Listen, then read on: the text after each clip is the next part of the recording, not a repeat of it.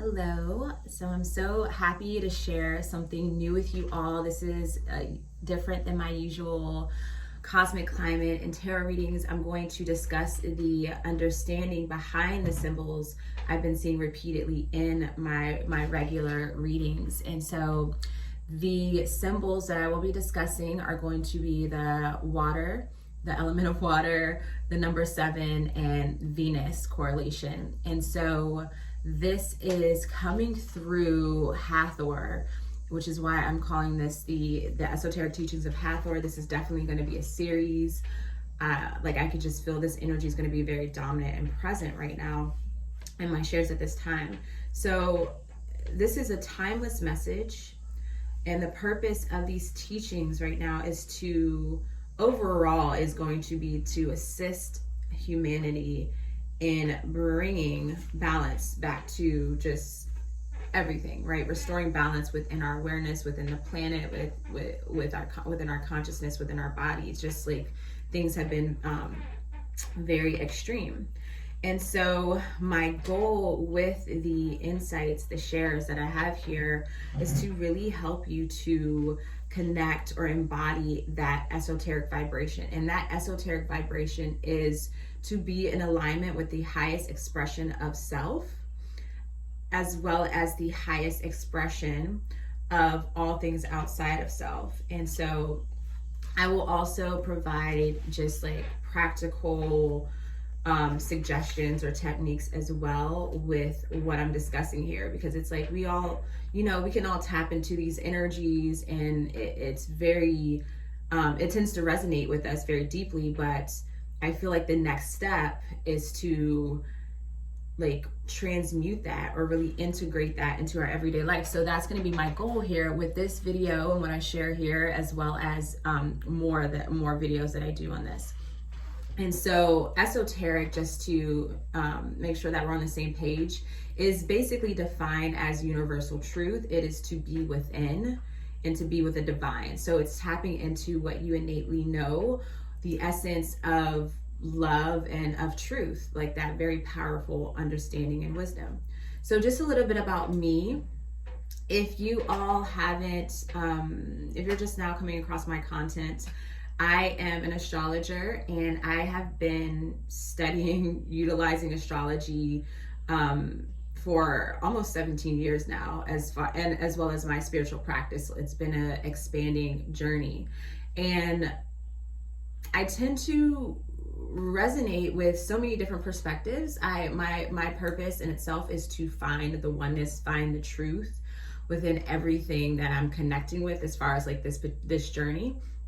But I would say my basis, my foundation is in the perspective of ancient Egypt and ancient Greece. So even if I do practice some, pagan traditions or Eastern traditions, I always find myself coming back to the root. And the root for me is that ancient Egyptian perspective.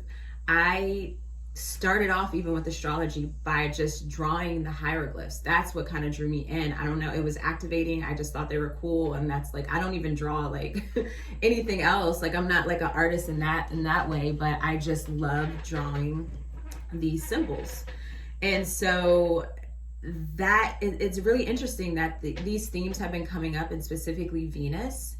And it started with Venus, then it went to Aphrodite, then it went to Lakshmi, and then it went to Hathor. And that's when it really clicked for me, on top of the other things I will discuss here. And so, as I said, this peaked.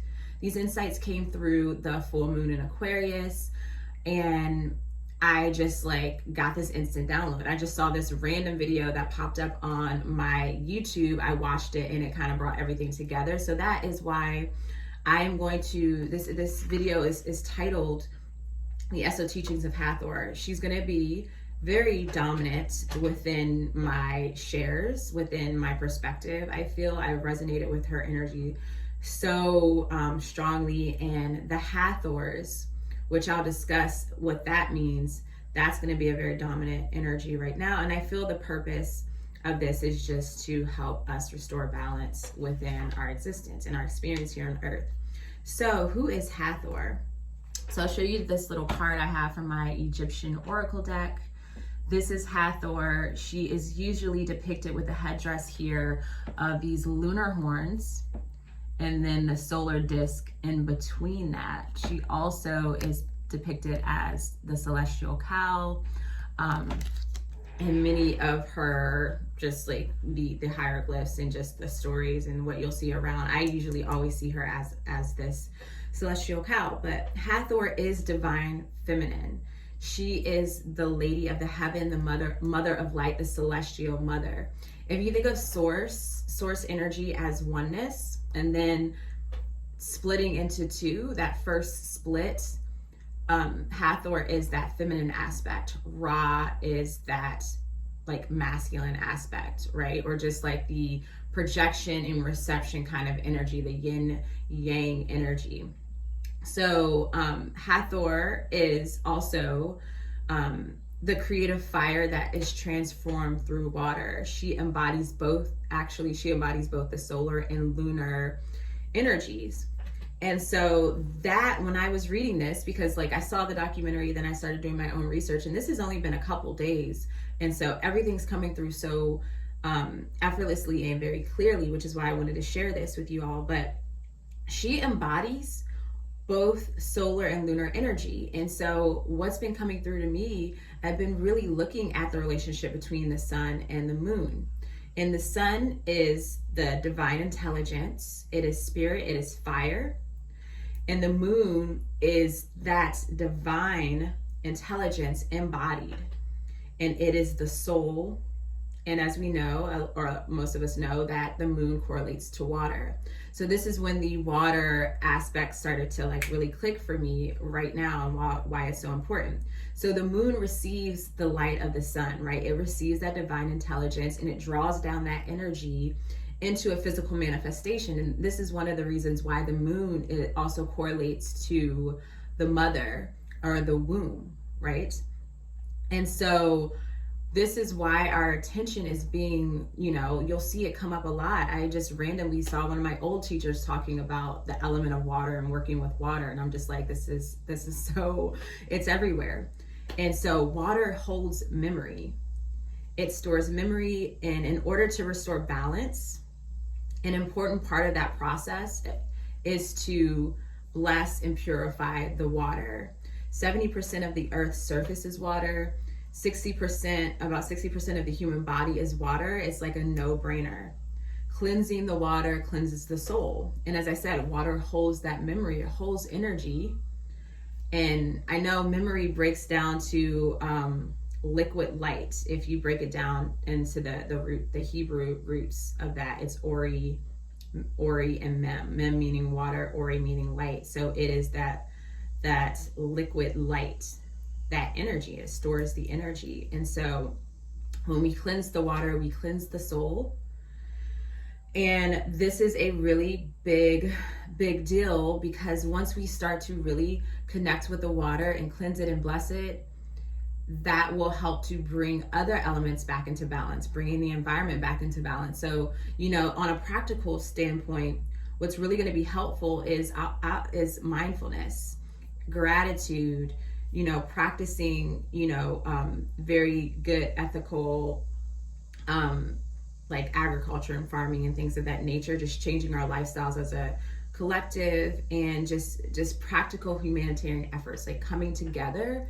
And this is where just treating the planet better. That's, being mindful about how we dispose of things and being resourceful, and all of those things. So that one is easy, or I wouldn't say it's necessarily easy, but that one's, as far as like seeing how we can practically work with this energy and why water is important. I think that is kind of like a no-brainer there. Okay, so next we have the number 7. I've been seeing 7 a lot. I know a lot of people, or people that I connect with through my videos and social media, they've been seeing the number 7 come up a lot. And this 7 vibration is the infinite path of enlightenment. That, when I connect with the number 7, when I see it, that's what that feels to me. It's the spiral of life, understanding that the path of enlightenment is not linear. That's not necessarily a destination or like an endpoint. It's always, you know, circling around and expanding and growing. And the more you, or the longer you walk around this path, the wiser you become, right? The more connected to everything around you become. And so the number 7 also correlates to esoteric teachings, which, as I said, esoteric is that universal truth. It is oneness. Also, the vibration of 7 is associated with occult and mysteries. This is the path that illuminates what is hidden, and it's going to be unlocking the codes within ourselves, right? And this is like that innate wisdom and that innate power is within us, or I guess that's what innate means. But it's connecting. The number 7 is really, when we're seeing that a lot, it's either being like, yes, you're on the right path, or it's guiding you to, hey, like when you see 777, when it really stands out, what are you doing at that time? What are you thinking? What are you talking about? Whenever you see any of these numbers, these synchronistic numbers, definitely pay attention to that. So the way in which Hathor comes into play, how I really learn that the number 7 is very important right now, is that as I was reading about Hathor, there is also the correlation to the Hathors, and that the Hathors are essentially 7 aspects of Hathor, or 7 goddesses. So she shows up in these 7 different manifestations. And as we know, 7 is a sacred number. And so this is really indicating that sacred 7 path or journey. And so these 7 goddesses, or 7 aspects of Hathor, are basically 7 different paths in which you can connect to the truth. And there's, of course, more than 7, but I feel like these 7 are going to be very powerful. They're all within us. So they're different. They're 7 manifestations of who we are as well. So these will all connect you to the truth. I am slowly learning, you know, I try to actually Google, I'm like, the Hathors, you know, the 7 goddesses of Hathor. And like, it's hard to really find any like clear information of who actually these goddesses are. I know for sure Sekhmet is one, and the celestial cow, I'm pretty sure that's being considered one, which the celestial cow really represents the divine mother, which we'll talk about. But I'm asking for guidance from my guide to help me learn or connect with these 7 aspects of Hathor. So that's definitely going to be something that's coming through over time. But for sure, Sekhmet is one of the aspects of Hathor. And so a way to work with this 7 vibration is just to honor your personal truth. Stand in your authenticity, stand in your truth, in your divine power. Really stay on your path. You know, don't give up, and don't let anyone, you know, kind of sway you from being on this path. The goal is to really just connect to your own personal truth and understanding, and let everything kind of unfold. So I feel that that's a pretty easy one to connect with. So if you're seeing the number 7 a lot, this is probably the universe or your guides being like, hey, like you're doing the right thing, or this is a part of that journey, right? Pay attention to what's happening when you're seeing that number. All right. So finally, we have the Venus correlation to Hathor. And so this one really resonated with me because I have been really connecting with Venus energy right now. What I've been getting as far as in my perspectives and the insights I've been getting is that this year, at this point in time, a lot of us are meeting up with our divine counterparts, right? And this can also just come in the form of like a spirit guide, but it's a very intimate, powerful relationship, very compassionate and creative, like a co-creative relationship. And this is primarily, the way this is coming through to me is that Venus is going to retrograde here in December, and moving forward into 2022, we will be walking along this path together with the divine counterpart, and each counterpart will be on their own path, on their own journey for their own enlightenment and spiritual and evolutionary growth. But walking with this particular counterpart is going to, you're going to help each other evolve. It's going to be co-creative, and it's just going to be super expansive. And that relationship will really help you or like, yeah, help you really stand in your creative power. And by doing that, it's going to directly benefit society just naturally. That's how it's going to flow. That's what I'm getting, and I'm feeling very strongly. And so I've been really watching Venus, and learning about Venus's cycle, synodic cycle, and those things, which I'll share at some point. But Venus, as we know, is the mother, the lover, and the nurturer, just to give you a few, characteristics of qualities of Venus, as we know. And Hathor is considered the mother of light, the cosmic mother. As I said, she is that supposedly that first initial split from source. She is the feminine, the masculine is essentially Ra. But so then as far as the lover, she is Ra's counterpart. And as the nurturer, we see that celestial cow, where the milk is really significant within her story, right? And she's very connected to the Milky Way. There's some symbolism with that, which hopefully I'll share that as well. But even Venus's correlation to beauty and jewels and music and arts and ritual, you see that in Hathor as well, with the sistrum, which is an ancient instrument, and it was used for protection and to basically ward off any evil energies.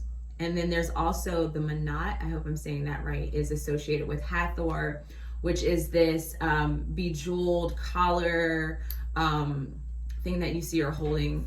It's in this picture as well, but I don't know if it comes out really clearly. But I know I was watching this video yesterday of the tour. Someone was touring her temple. So there's a temple dedicated to Hathor in Egypt. And he was walking around. He was like, it smells so good. He was like, oh, there are too many ladies in here. It smells like perfume. And I was like, no, I'm pretty sure that's Hathor's energy. She's there. She's very present. It's her temple. Of course, it's going to smell like really good. And that's the energy. But what's really coming through is the sexuality and divine feminine power. And then really building off of that is the Kundalini energy. Okay. And so Kundalini energy, the Kundalini codes are really important right now, because that's going to really help to activate our creative power and our gifts and really stand in that. And just, so I'm going to read this quote from one of my books about Hathor. So this is from, actually it's my oracle deck, the Book of Doors here. It's a really cool oracle deck, but the quote is about Hathor. She is the rising of the fire snake through the subtle centers of the body, which distills the nectar of the gods, the dew or the essence of ecstasy. I'm going to read that one more time. Hathor is the rising of the fire snake through the subtle centers of the body, which distills the nectar of the gods, the dew, or the essence of ecstasy. This is a Kundalini code. This is speaking of Hathor, represented by the snake rising up and connecting all the chakras. And with that orgasmic feeling or that orgasmic experience, it produces this nectar of the gods, of creation. So you can look at that as breast milk. You can look at that as the fluids within sexuality. When you have an orgasm, that like subtle wetness, right? That's the dew, that's the essence of ecstasy. And this is really, really important, right? And this is how I'm correlating it to Venus, because of, we do have the sexuality correlation with Venus. And this is really important because that activation is so helpful in manifestation and really stepping into your creative power, or just like embodying your essence, being very powerful, right? And it also is through that, it creates inspiration. So if you're embodying that within yourself and you're sharing and you're connecting with your community, they're going to be inspired, because you're just going to project that beautiful, powerful spirit energy, that creative fire. And that's that solar aspect coming through. And then you're going to be in a state of joy. And this is when you are in alignment. And this is going to be like, this is where the divine counterpart comes into play, because the divine counterpart will connect with you in that way and active. So you're going to have that balancing energy, activating that Kundalini code. So what was coming through, and this was very powerful for the full moon Aquarius. And this is when it really all just kind of like clicked in together, was that focus on opening the heart activation. And so I was watching this documentary on Hathor in her temple, Dendera temple in Egypt.